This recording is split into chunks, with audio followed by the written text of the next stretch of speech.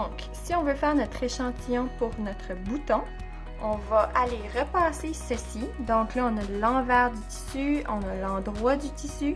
Donc, on va replier notre envers contre l'envers et on va le mettre à moitié comme ceci. Et là, on doit faire attention à nos doigts parce que le fer à repasser, c'est chaud. Et on le repasse comme ceci. Et ça devrait nous donner un petit carré comme cela. On prend notre pièce qu'on avait préalablement repassée. Puis on va aller sur l'envers du tissu parce que là, cette partie-ci, c'est là où est-ce qu'on veut insérer notre bouton. Donc, pour trouver le milieu, on plie ça en deux. On peut faire une petite pression comme ça. Et on va plier de l'autre côté. Ça nous fait déjà un petit pli. Comme ceci. Donc là, on sait que le milieu de notre tissu, c'est juste ici. Donc, on va aller le marquer. Donc, ça, c'est l'envers. Donc, on veut que notre bouton soit installé de l'autre côté. Donc, la première chose à faire avec un aiguille qui est déjà enfilé, avec un nœud qui est déjà fait, on va aller insérer notre aiguille au plein milieu, comme ceci. On va sortir complètement. Puis, on va insérer notre aiguille dans un premier des trous, comme ça. Et là, on veut aller attacher notre bouton. Donc, on va aller sur un trou opposé, comme ceci. On passe notre aiguille à l'intérieur. Donc là, vous voyez que le bouton est encore flexible.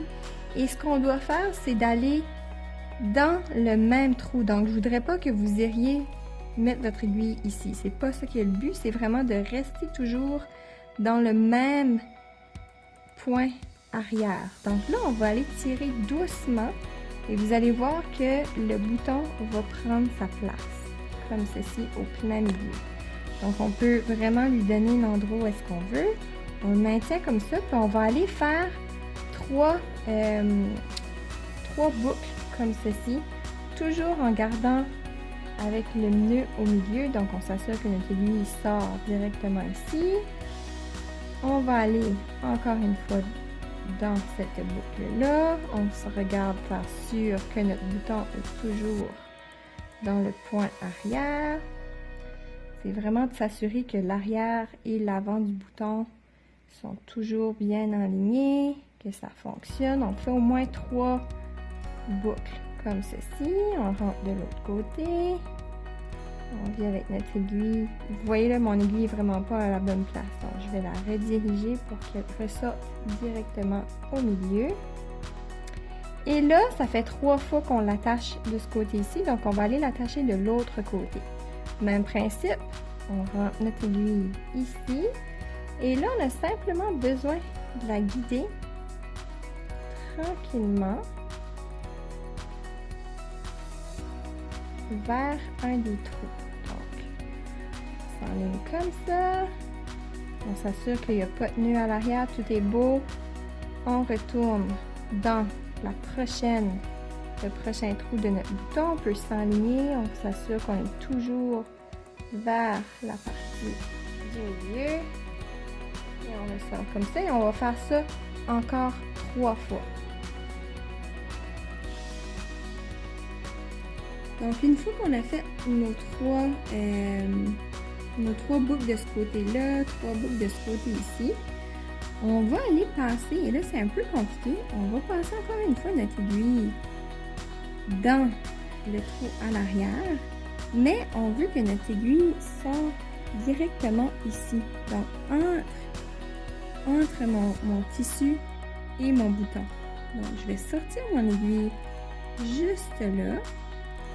Et on va aller faire quelque chose de pas très compliqué, c'est-à-dire qu'on va aller faire 3 tours de notre fil. Un tour, 2 tours, 3 tours, comme ça.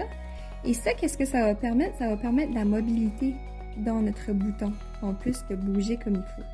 Donc, une fois qu'on a fait 3 tours, c'est vraiment pas plus compliqué que on rentre vers l'arrière une fois de plus. Comme ceci. Puis, on va aller faire un nœud de finition comme on l'a toujours fait. Donc, on prend une petite partie dessus. On passe notre fil comme ceci. Et avant que la boucle se referme, on passe notre aiguille dans la boucle, tranquillement comme ça, et ça va fermer notre bouton. On va aller couper notre fil, comme ça, là, et de l'autre côté, puis notre bouton a de la mobilité.